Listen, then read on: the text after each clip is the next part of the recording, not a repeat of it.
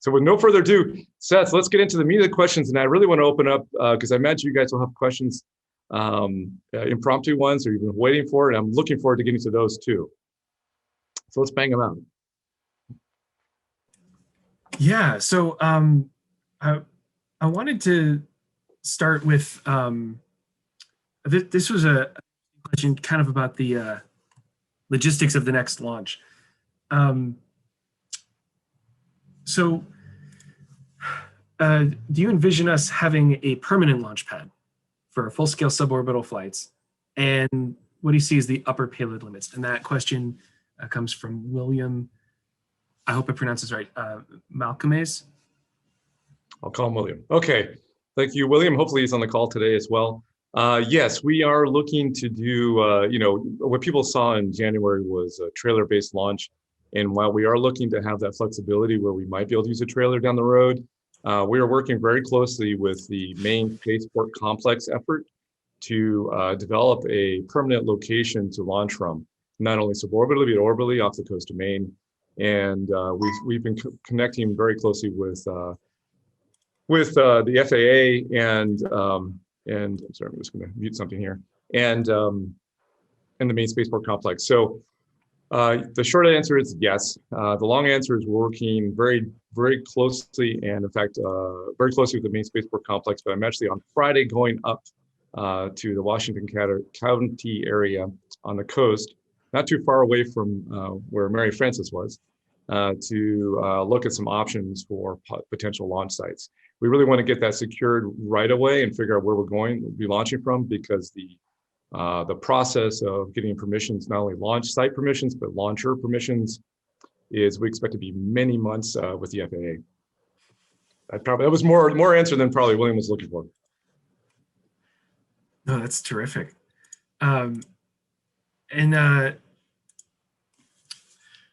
So here's one that we get all the time. So maybe let's get this one out early. So this is from Ben Garves.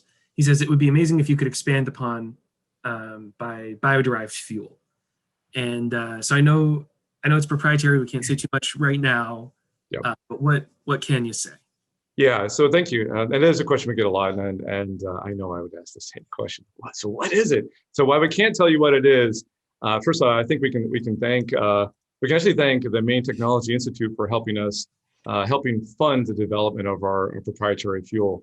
So, I think folks have heard that, originally I found the basis of the fuel on my brother's farm here in Maine. He's a farmer, and happened to find it on his windowsill during a day in which we were doing much smaller rocket engine tests statically using a petroleum version of the fuel.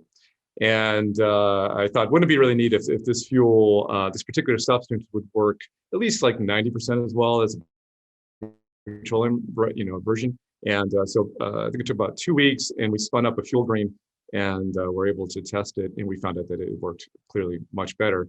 And it took years to then hone in a sort of a mixture blend of fuels and really get the performance just right. So it took about 4 years, and a lot of that funding came from MTI, Maine Technology Institute.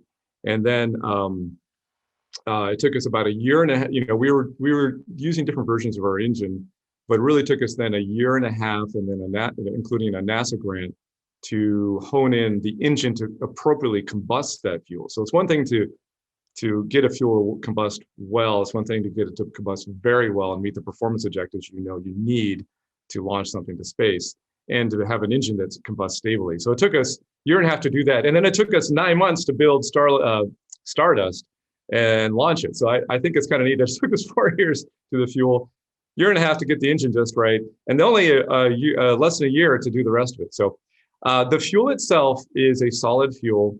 It is completely non-toxic. I used to say, and I'm probably just going to say it again, and some of the people who know me on this call know this is kind of mean of me to say this, but I have 2 daughters, and I think I won't do this ever publicly, but you could eat that. They could eat it. I wouldn't feel bad like I poisoned them with anything else you might get around the household. It wouldn't be contaminated. More importantly, we'll say if I ever ate it, I think the worst that would ever happen to me is I might be slightly constipated. It's not something you could live off of. It's not a food source or food source. But it's completely non-toxic. And I think that's an important nuance. when we talk about biofuels or natural things, we often think, well, it's good for us. It's okay. Remember, even traditional biodiesel is actually quite, I would say, toxic. You wouldn't want to handle it, and you certainly wouldn't want to ingest it. You want to be very careful with it. So, the neat thing about our fuel is that it's completely non-toxic for us to handle. It really has lowered our development costs as compared to RP1, which is refined kerosene that's traditionally used in liquid fuel rockets. It means that if our rocket ever ditches in the ocean, we can't recover it, which is our plans. It won't contaminate the fisheries below, which is really important to us here in Maine. It's an important part of our industries here, is the aquaculture industry. So, yeah, there we go. Thank you, Benjamin. Happy to answer it. And I see, by the way, I might not see everybody's questions on the chat. So Seth, if you can, or Bonnie, if you guys see things that pop up and I miss it, please let me know. Another thing I really like about the fuel is its performance when it's not being used. When we had to scrub the launch and then try again over a week later, and the rocket was essentially on standby in a hangar in sub-zero conditions, and it was fine. The solid fuel was stable enough to leave it that way, and it performed just fine when the time came to launch weeks later in those incredibly frigid temperatures. Yeah, that's right. I mean, whether it was minus 14 or, here in Maine, it gets up to a whopping like 90 degrees or so. We're looking forward to those days. Our fuel performs fine. It can be stable in a warehouse for a long period of time. I saw somebody, I think it was Paul, actually, thought I saw a pop up about reference to high impulse, and I don't know anything about their fuel. What I can say is that the kilojoule density of our fuel is greater than that of RP1, as an example. So volumetrically, we have more energy stored in our fuel. I hope that answered the question. And I can't refer to high impulse because I don't know what fuel they use. On a related note, Steve Wood asks about our plans to protect the proprietary fuel composition method, recipe, and all that by patents or other means. What can we say about that? Yeah, we've chosen to go down the road of not patenting because I think folks know when you patent something, you have to kind of reveal what it is. We're going down the road of Coca-Cola Kentucky Fried Chicken. I don't know. Again, it's not edible, but the idea of keeping it really a trade secret. We believe that there's nothing to stop people from copying us, and so we've decided it's better that we just keep it secret. Even if we go after them in the United States with patents, and maybe even Europe, there's other countries that would be of concern that we feel that we just don't want to give up that IP or reveal it. Yeah. So pivoting a little bit to kind of customer service, Aaron Ab asked, can you talk more in depth and in detail about customer surveys and the data that you're seeing that shows that folks are willing to pay what he says appears to be significantly more for a dedicated launch service? Yeah, that's right. So we interviewed about 40, and now it's been about 50 potential customers and stakeholders in both the suborbital and orbital markets. And within the orbital market, this is launching largely CubeSats to low Earth orbit. And in our case, we are targeting polar orbits from our launch location here in Maine. And what we found is that anywhere from 25 to 40% of their time, this is the academic and civil researchers, we found their time was being consumed complying with the regulations and rules they're really required for larger rockets. And the bulk of them that they're having to launch on is ones that are actually for man-rated missions. And the man-rated missions, you basically have to make sure there's no way in heck that your CubeSat can anyway off gas, pop, explode, anyway presents a danger to possible humans being on board. Whether or not they actually are, but the fact if the rocket is man-rated, they have to comply with that. And that doesn't matter if it's completely inherent. That means everything from like looking at every capacitor, does the capacitor possibly, and you have to prove it. So what happens is they were wasting too much time on it. And instead of doing actual research, And what I found from them is that a number of them said they would be willing to pay more for the launch side if they could diminish how much of the resources they had to spend that were otherwise that we're going to do the science side, but doing the compliance side, the regulation side of things. So it was that was one of our aha moments when we did this sort of market study that we did. It was actually funded by the NASA I-Corps program. So we were very thankful for NASA for giving us a grant to do this big research study of customers. Yeah, we've got a ton of really good questions in the chat. Keep them going. Yeah. Sorry? Yeah, pop them out. Go ahead. Yeah, so circling back to the fuel, just to clarify, Stephen Wood asked, so there are no plans to sell the fuel or to license its use? Yeah, so at this time, no. We may consider licensing and selling the fuel combined with our engine. So that's something down the road that's a possibility, because really the fuel is one thing, and that's hard. The other thing that's really hard is to get an engine that combusts it stably and to the performance levels that are needed. I saw something about reverse engineering. I think that is of a real concern to us, and we would have to figure out how to protect that. But right now, that is not, I think, that is sort of a backup plan to our world, not the primary plan. The primary plan is to be a launch services provider, suborbitally and orbitally. Speaking of launching to orbit, Christopher Brown asks. Oh, Chris! Hey, hi. I know Chris. Okay. Yeah. Yeah, so thoughts on space junk and specifically legislative risk, and I've seen a number of questions about this across social as well. Yeah. About if new regulations come in for low Earth orbit. Yeah. So space junk is a reality. I do love how the fact that we focus so much on space junk, and there's so much junk closer to the surface and then under the surface of the ocean. But the fundamental issue with space junk isn't perhaps the quantity of it is, but at the velocity that it's traveling, and then how if it hits something else, it can affect important services to us that are out in space and life if people in the space station. So anyway, so getting to the important thing here, the issue. So the neat thing about what we're doing, of course, suborbitally, there's no issue because we're going up and down, and that's just the very next service that we can provide is the suborbital services. But the orbital services, the really neat thing is that inherently in the payloads that we're going to be launching and the altitude that we'll be launching to, these CubeSats and small satellites simply can't carry sufficient propellant, if any propellant, on board to maintain orbit for much longer than really a maximum of 5 years. And in most cases, especially in the academic and civil researcher areas, a lot of them don't really care to have their payloads up much more than a year or two.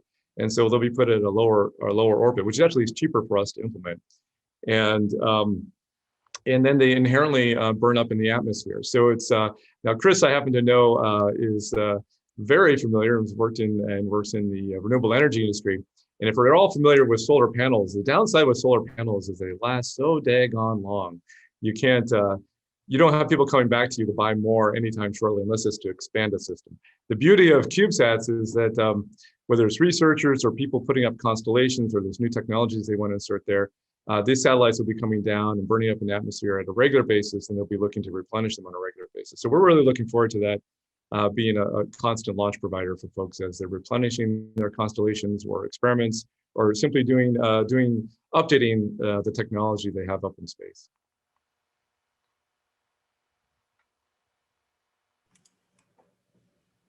All right.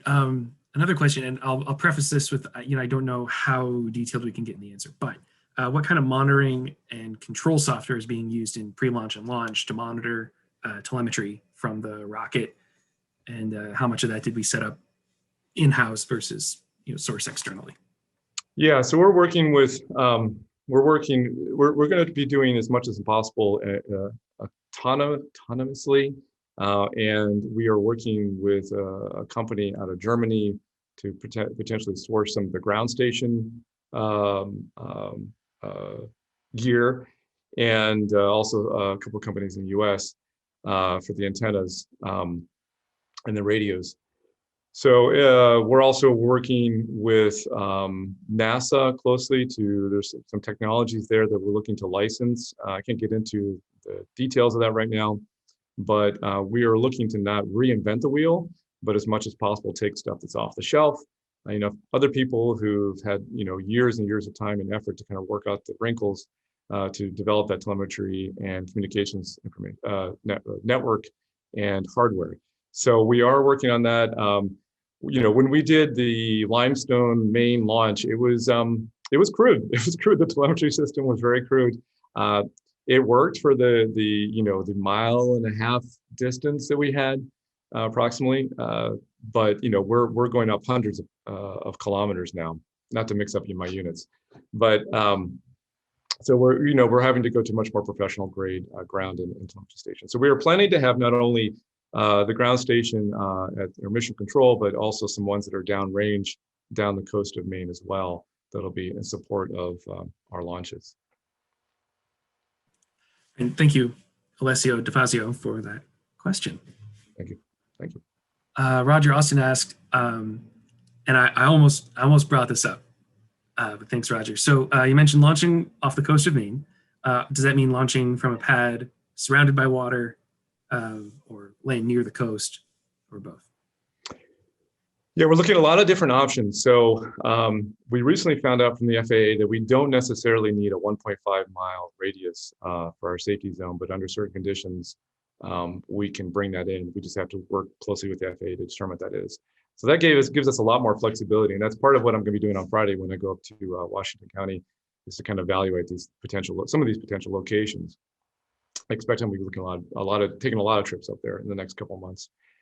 But things that we've considered are we have considered doing looking at islands and barges, and we've determined that right now barges don't make sense for us financially. It seemed like an interesting paradigm and a way of doing things, but the logistics cost turned out to be higher than I anticipated. So it may be an island, but we are trying hard to find a place that is on the mainland. And that, just logistically, that simplifies everything so much more. So we're trying to find something like a peninsula, and it's going to be right on the ocean.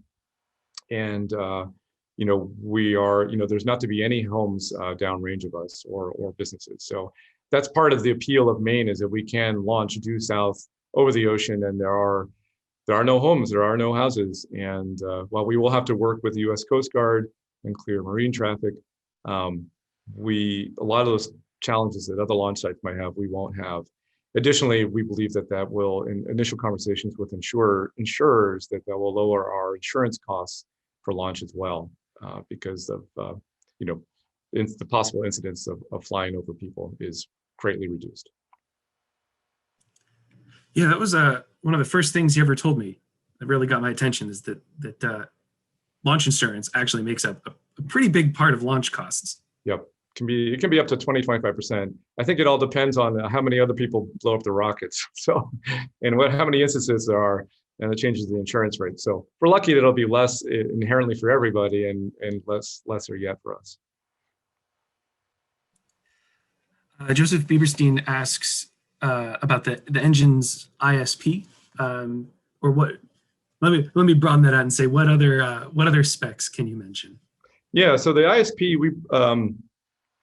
so first and foremost, I want to let everybody know, as potential and investors in the WeFunder campaign, to make sure people understand what we're doing right now is we are building up our full-size Marvel engine. This is engine that's going to be 10 times as powerful in terms of thrust as what you saw in January with Stardust, and the burn will be significantly longer than the 14 plus seconds that we did. So it'll be on the order of 80 plus seconds. So that's what this fundraising tranche is really getting to get us to the point where we've built the engine. We're testing it here at the Brunswick Landing. We're in the hangar. We're just moving here. Literally the last 2 weeks, 3 weeks, we've been moving here and transitioning to this location to fully build out the larger rocket and do tests here on Brunswick Landing. Fantastic place for any aerospace business, by the way. It's not an advertisement, but it should be. To get to the ISP question, we are shooting for vacuum ISP around or north of 300 seconds. So there's a lot of stuff there, right? And I'm sure what he just wanted was the ISP number. So yeah. Oh, you might be muted, Seth. Or you're good at talking without noise.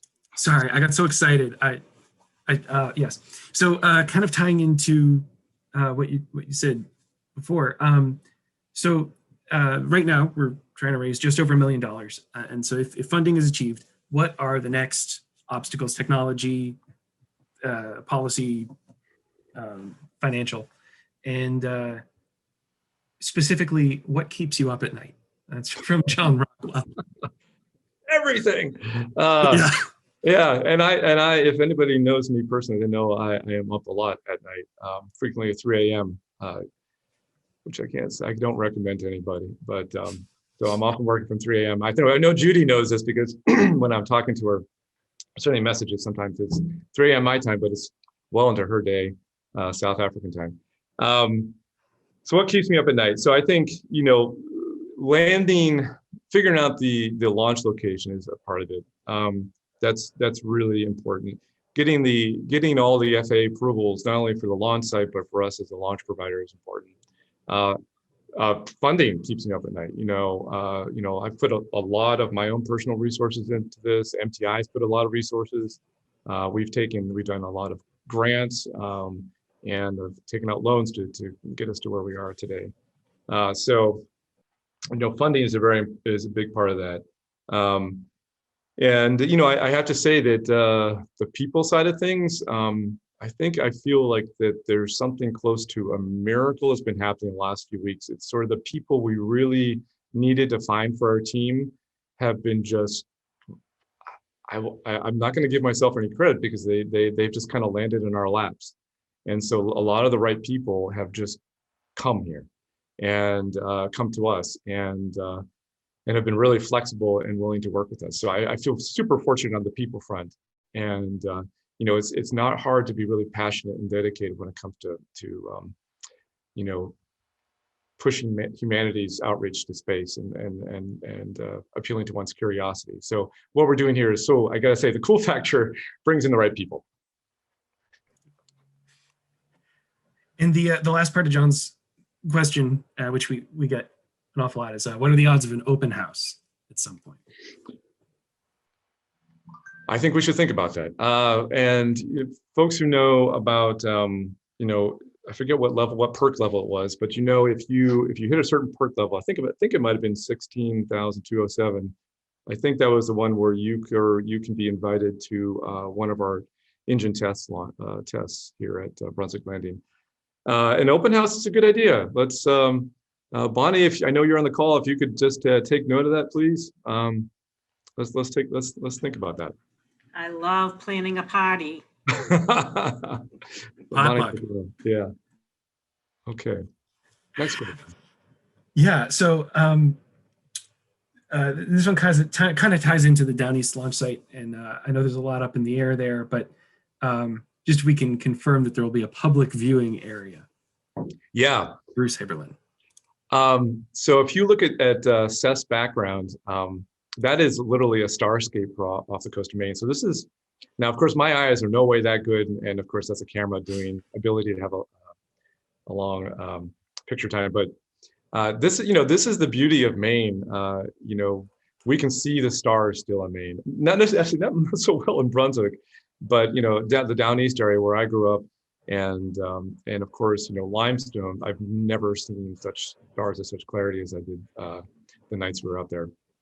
So the viewing location, because we were likely to launch off of a peninsula or an island, we anticipate that there will be a multitude of possible viewing locations that you can see our launch from, publicly or even privately.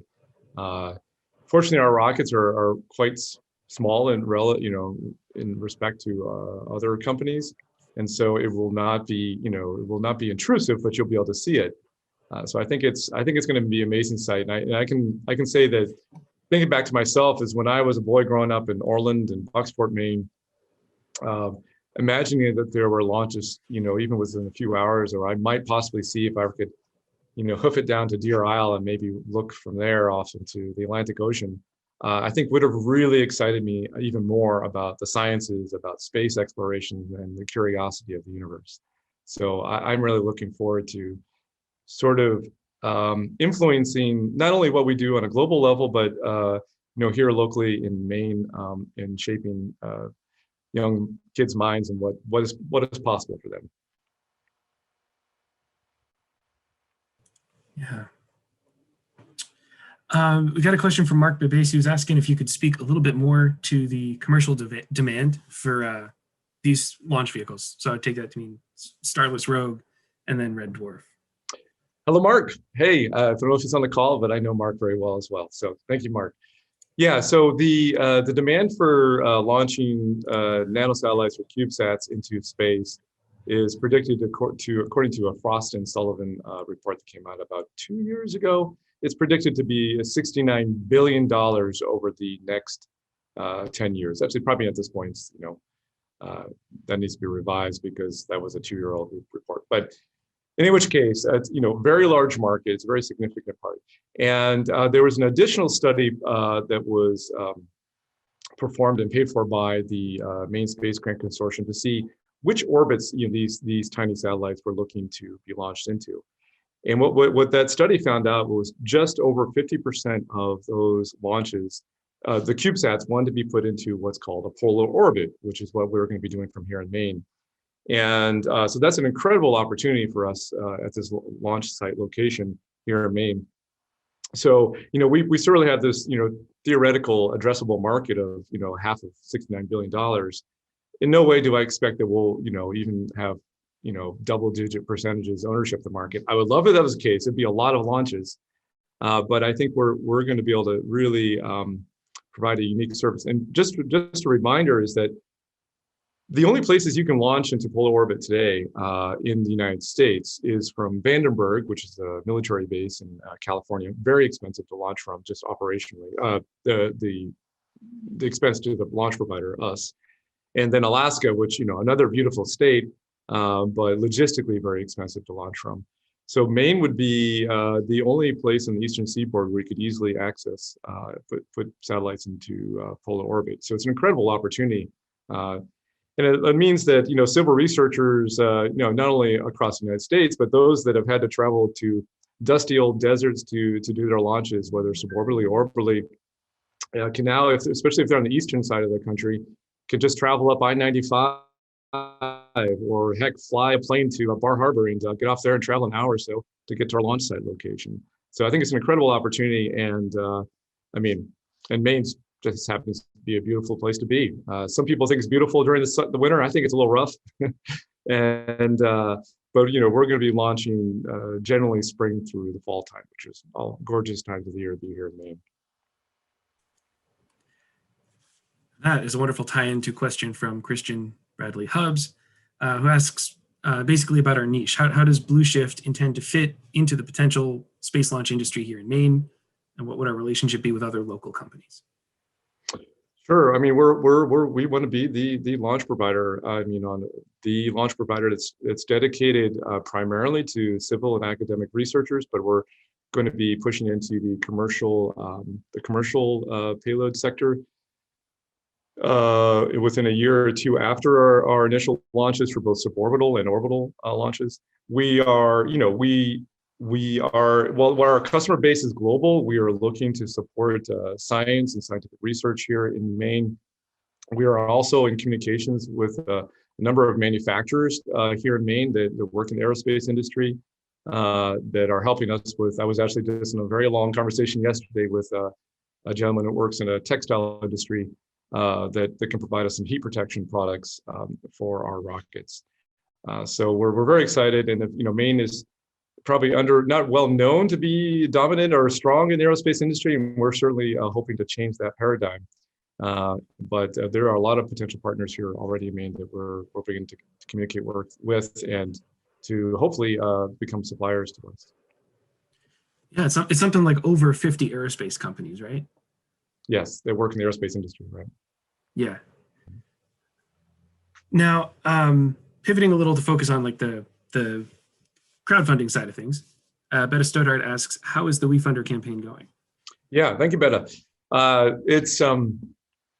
It's been going very well. The friends and family round, well, the early bird round went very well, and we're very excited about it. It's been really, there's been a lot of confusion too. I think by us, and certainly for people trying to invest. Um, uh, there's all these sort of regulation restrictions that I think cause some confusion about, when are you reserving investment, and when are you actually investing? And then there's confusion of, I don't want to share my bank account information to invest. I just want to invest. I want to send you a check.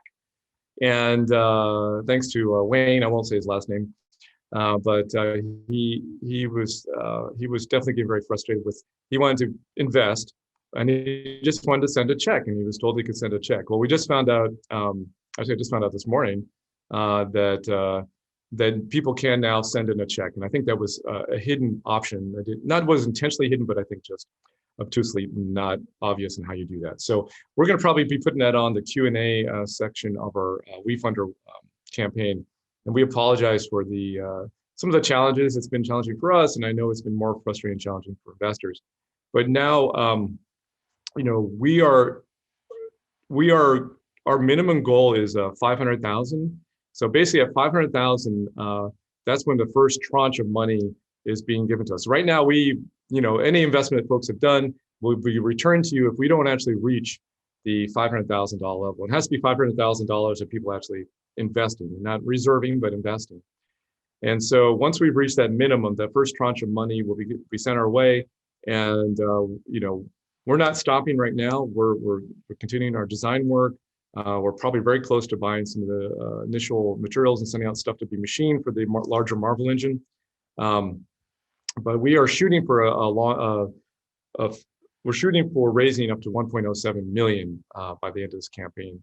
But the 500,000 will get us moving very nicely, very quickly along, and hopefully within just a few months, we'll be able to see live streaming of our Marvel engine tests here at Brunswick Landing. So, and people feel free if you have questions about the WeFunder stuff. I know some of the stuff has been confusing. If you have any pointed questions you want to ask, feel free to toss those in as well, and we'll do our best. Somebody asked, oh, Byron, just because I see it on my screen now, Byron asked, are we 3D printing our engines? No, we're not. I think that's really sexy, and there's certainly a lot of appeal to doing that. There's people that are 3D printing their fuel grains, or 3D printing parts of their engine. We are trying to, there is options for 3D printing components of our engine, but we're trying to be realists and trying to not do something necessarily because it's cool and sexy, but that it's cost effective. And there's some real benefits to 3D printing in terms of being able to iterate. But we're trying to work with known quantities in terms of the material science and move quickly. And as such, we're going some the traditional routes in terms of machining and composites as much as possible. I don't know if you can say composites are traditional, but it's kind of traditional. So yeah, there is some 3D printing that's going on for portions of our fuselage and possibly portions of the engine, but not in its entirety. Sure, you're welcome.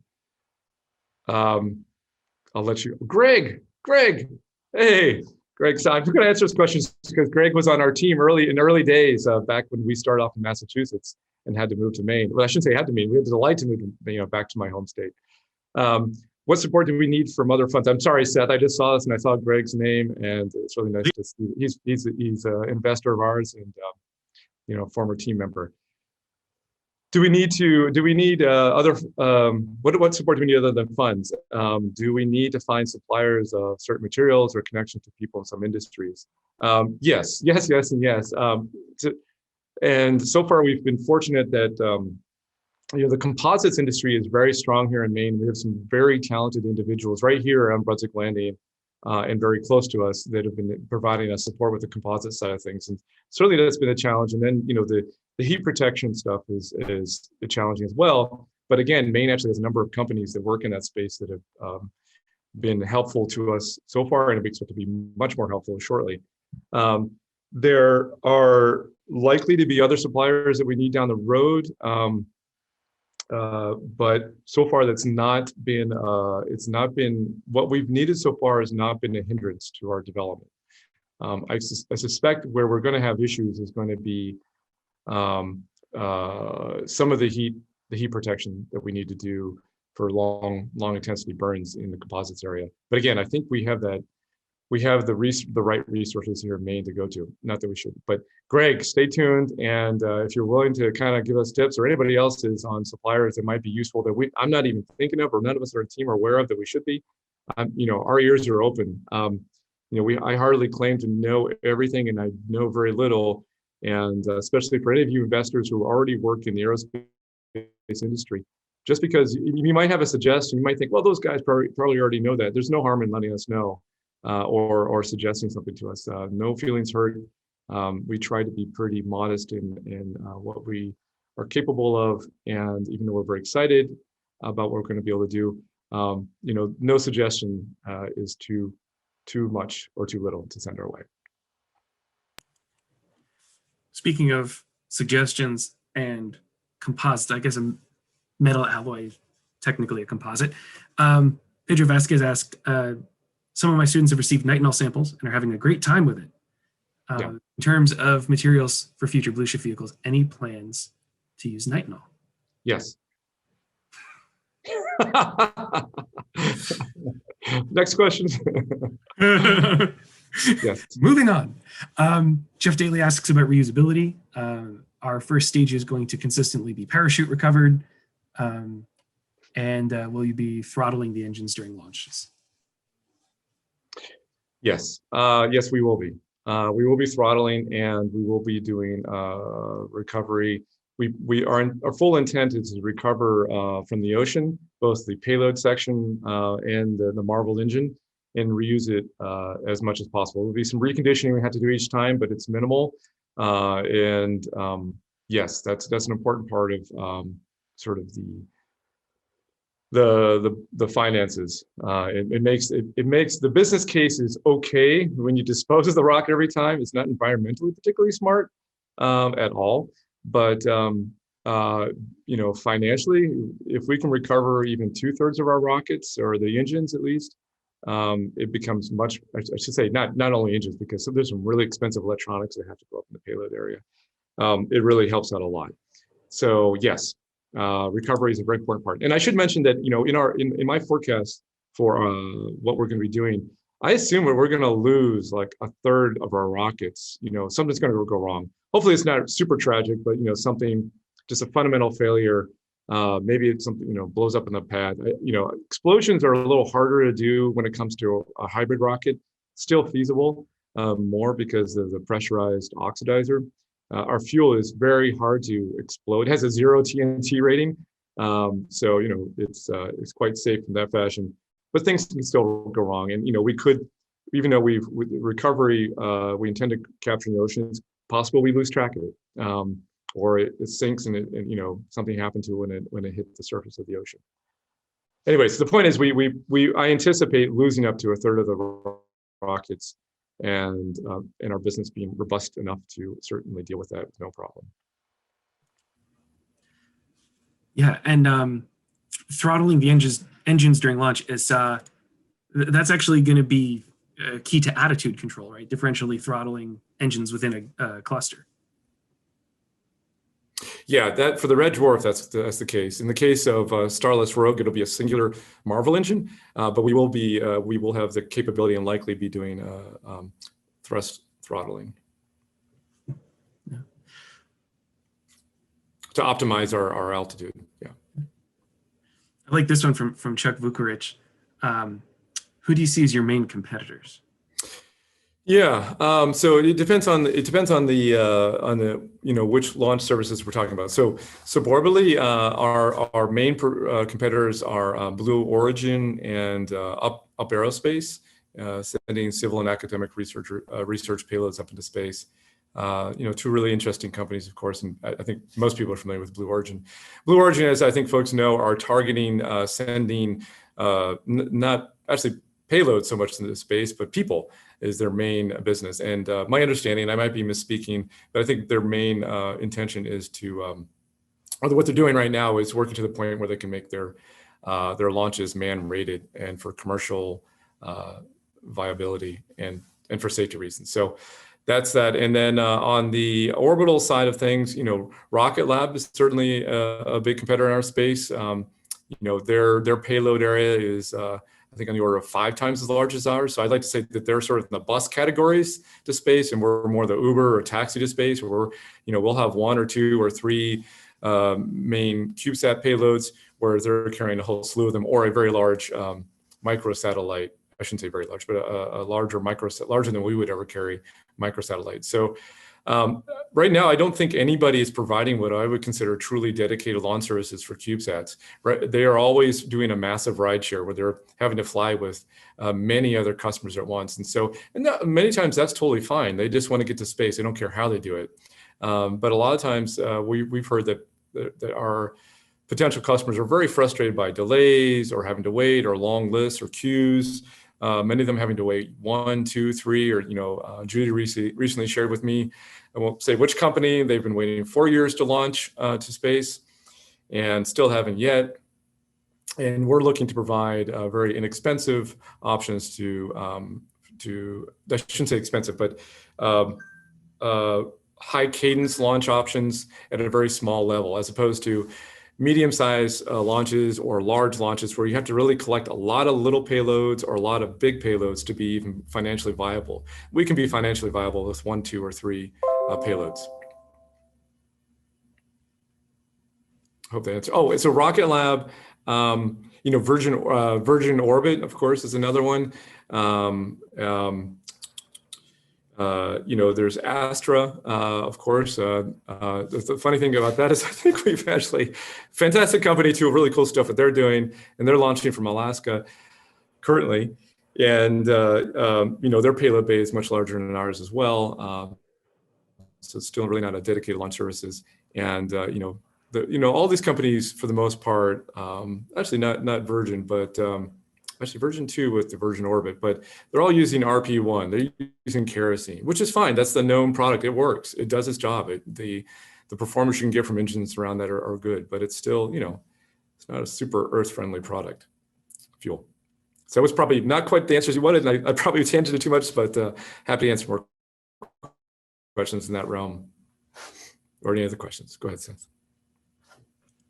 Yeah, so Mark Base was asking for a little bit of clarification on the importance of these polar orbits. And there's a few special cases that might weren't mentioned too, but why are we going after these as opposed to your normal kind of equatorial orbit? Yeah, so polar orbits are of particular interest to communication satellites and Earth imaging satellites. You think about like Starlink. Now Starlink, if you think about it, they're called really small satellites, but actually one Starlink is much larger than our full payload bay would be able to carry. But it'd be something like a OneWeb of the world, if we're doing constellations of communication satellites that are more on the CubeSat dimension. And the really neat thing is that you can provide these constellations of satellites that are in a ring around the Earth or in several rings around the Earth. And there's always one in view of your ground station or your, in this case, providing broadband communications.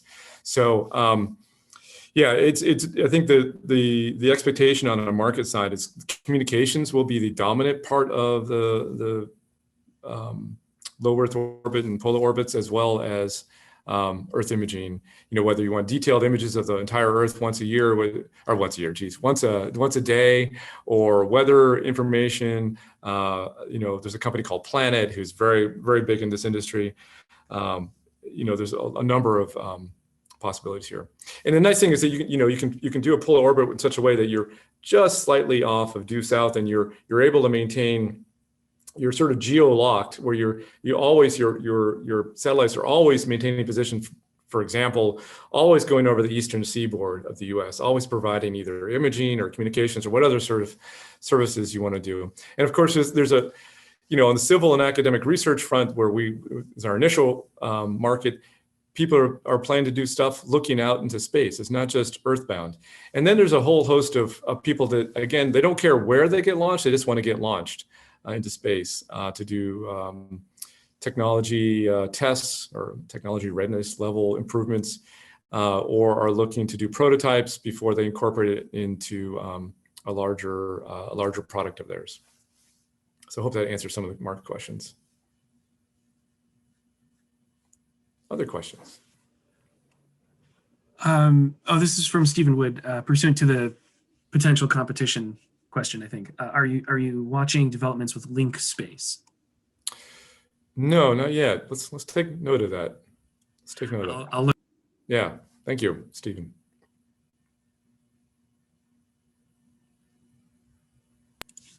Peter Wozniak asks, can you expand on how you intend to leverage the sustainability and reusability of your designs as you intend to seek certifications and perform life cycle assessments or something similar? So, the big certification we have to deal with is the FAA, right? In terms of launch. In the communications we've been having with the consultants for getting launch licensing, I am told that the fact that our fuel is pretty mild compared to what's traditionally used will simplify our environmental study. It will simplify it will actually help us in terms of the safety zone radius that we have to have. We can bring it in quite a bit because it's inherently safer. So I think that for us right now is really the big aspect of in terms of certification or regulation that's going to really benefit us versus traditional rockets. So I'll have to leave it there for now. Excellent. Another question from Christian Bradley Hubbs. Is there an estimate on when your next launch is going to be? Are we reflying Stardust 1, going to Stardust 2, skipping straight to Starless Rogue? So how and when, and maybe a little bit of where? Yeah, so we launched Stardust 1.0 in January in Limestone at the former U.S. Air Force, Lorien Air Force Base. Wonderful site, wonderful town, really good people, incredible amount of support, and man, do I wish we could launch again from there. We were considering doing a sort of a technology evolution launch using Stardust 2.0 in August of this year. We've gone in super deep into our project timeline thanks to our CTO David Hayrikian, and basically by doing that, there would have been some advantages from an engineering standpoint, proving out some of the technologies. But we found that it was putting in danger our overall timeline for Starless Rogue, which was critical. And so we've decided to forego that Stardust 2.0 launch from Limestone, and we are focusing on on building up the full-size Marvel engine, integrating it into Starless Rogue. We're calling it Beta, and launching that as early as spring of next year off the coast of Maine. And that will only be going up a couple of miles. We're actually going to be, under fueling the rocket because we want to stay under a certain FAA regulation. And then the summer, we plan to do a full launch to space of Starless Rogue, and that could very well be the exact Starless Rogue Beta that we just built with some additional electronics for flight termination and communications. It'll be incorporated into it, or it may be. We're actually going to be building a backup version of Starless Rogue just in case something happens with the beta version or we need to make changes to it. So either one, that'll be occurring sometime we expect the summer of next year at this time. That's how it's projecting out. It all depends. And if you guys know the rocket companies, if they say something, a date, what happens to that date. For us, it's very important that we try to hit some of these dates, and we're trying to give ourselves cushion in terms of buffering, predicting the unpredictable. But if all goes well or well enough, we should be able to do a beta launch as early as spring of next year, and full launch to space by the summer of next year. And that, by the way, that launch, if I could just speak to that real quickly, that's a really important launch for us. That launch, if it goes well and goes all the way to space, will qualify our Starless Rogue launch vehicle with the NASA Flight Opportunities Program. So this is an important part of funding for us indirectly. It's this program provide suborbital researchers with the funds to from $300,000 to $500,000 per payload to launch with us. And we just had to have one successful launch of Starless Rogue to space, basically more to the altitude that we intend to provide to these research customers before these research customers can put us into their grant requests with NASA for the NASA Flight Opportunities Program funding. So that's a really big, important one for us. And we're trying to give ourselves a little bit of buffer. Really, worst case scenario, we've got to get that done by the end of next year. And Red Dwarf will qualify for a kind of a similar program, the educational launch of nanosatellites, right? Yeah, the CubeSat launch initiative. Yeah, so there's similar funding from NASA for the CubeSat side of things, again, for academic and civil researchers. And I just want to say that while this is sort of our sort of training wheel market that we're going to be working with, this isn't the big market that we're going to be going after. And it's certainly going to be an important part of our market on a forever basis. But it's a way, it's for both those markets, we can launch to lower altitudes, and there are some of the requirements are a little bit less than we might have to deal with on a commercial level, and so allows us to really get our training wheels as a company, both technically and in terms of customer and sales support, which is really important as we grow our company. Next question. Yeah, so I guess we should probably wrap up pretty soon here. Do we have a quick one? No. Okay. Mark Base asked again about formal financial projections, and also just procedurally, once we put our money in, how do we get it out down the road? Yeah, so I think that had to be part of the Form C that we filed, and I think if I start saying some of these things without referencing, there's things with the SEC where I can't say things and I just need to reference people back to the Form C, all the stuff that's on the WeFunder page when it comes to projections. I think that's how it works. I'm not sure. Oh. Yeah, I could be wrong. I'm certainly learning this stuff, and I'm trying not to goof anything up when it comes to regulations. So not only from flying a rocket, but to the financial side of things. But I actually just want to take, just because we're at the top of the hour, I really want to thank everybody for supporting bluShift up to date. It's been an incredible journey. We really appreciate your support, your confidence in us. Spread the word. We are a hardworking group of individuals, and we're about to hire 2 more people, actually 3 more people in the upcoming weeks. Our team's getting bigger. We have a lot of exciting things that are going on, and we anticipate doing more sessions like this, Q&A sessions. And I also anticipate that, together with Seth and the rest of the team, we'll be sharing with you guys video by video some of what we're doing. It's stuff that that's not too proprietary. We'll show you, and we're going to be very excited to be sharing with you some of the engine tests, which will be really, really, really cool. So stay tuned. Please spread the word, and thank you all very much for your confidence and your support. And please feedback. More questions, feedback, the better. It helps us do a better job and hardens us as a company. So thank you.